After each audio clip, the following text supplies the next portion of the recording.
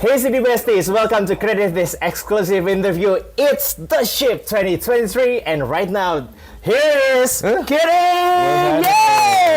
How are you, man? I'm good. I'm chilling.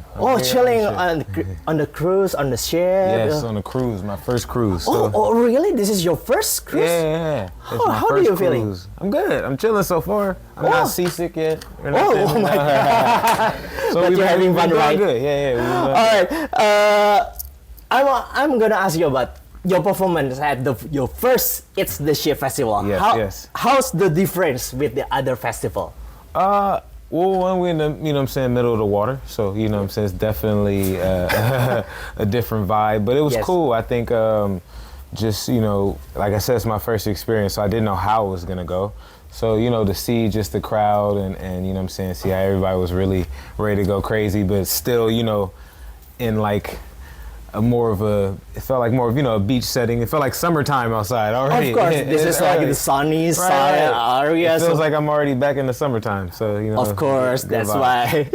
Okay, let's talk about your project in a moment. Yes. I mean, like, can you tell us what the particular project that are you doing right now or the next project? Right now, I think I'm just having fun with the music, releasing just a bunch of different stuff and vibes. And, I think it's definitely a place in music where, you could just have more fun, release some stuff, with all the streaming and everything going on, and, getting into the wave and just figuring out how to make it, all work. For me, I think, it's definitely a better place to play with singles than to, drop a bunch of albums at this point. So, with the last project I did, Alive, we did, really well and, had a lot of fun. But independently, you got to put a lot behind each record, on that album, or sometimes everything doesn't get the shine that it probably should. So I think I want to give a lot of records some shine and make sure they get heard right now. So I'm just having fun with singles. All right.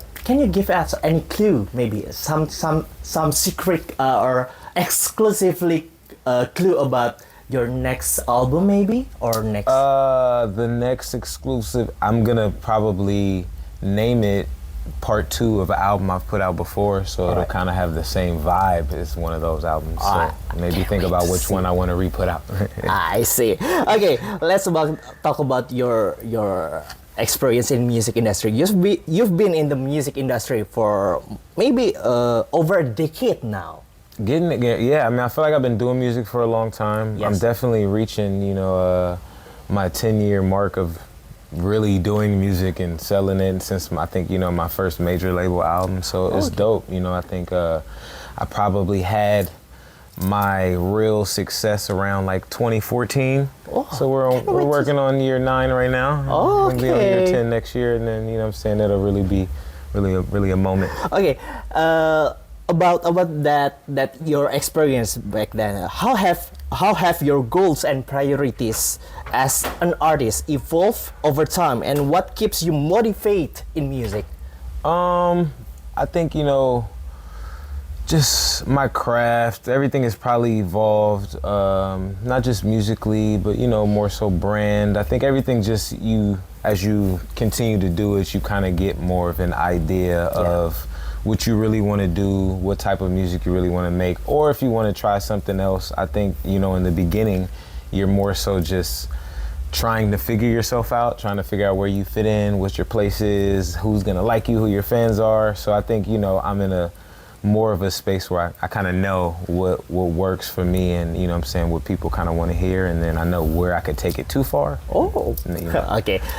About your music, your music often blends element of hip hops, R&B, sometimes pop. How do you navigate genre boundaries when creating your music, and what do you hope to achieve with the hybrid styles?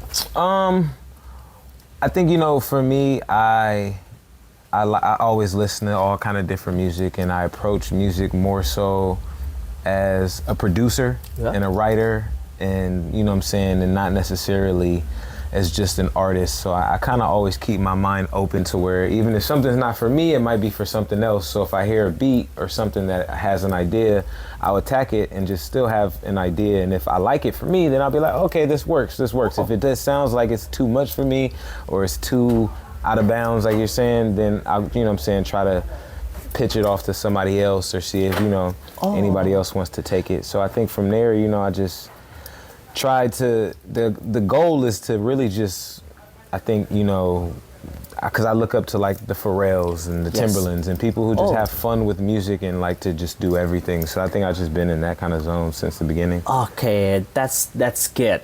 Okay, last question. Not the question, I guess, but maybe the last word.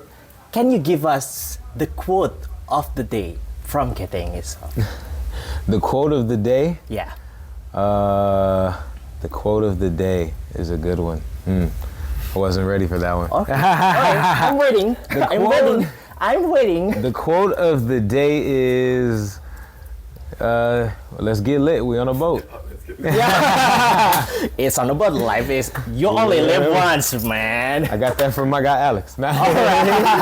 Quote stolen. All right. Thank you again for the time. Yes, thank you so much. Nice to meet you and hope to see your projects going well in the next year.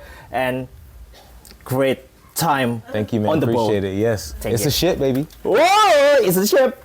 Bye.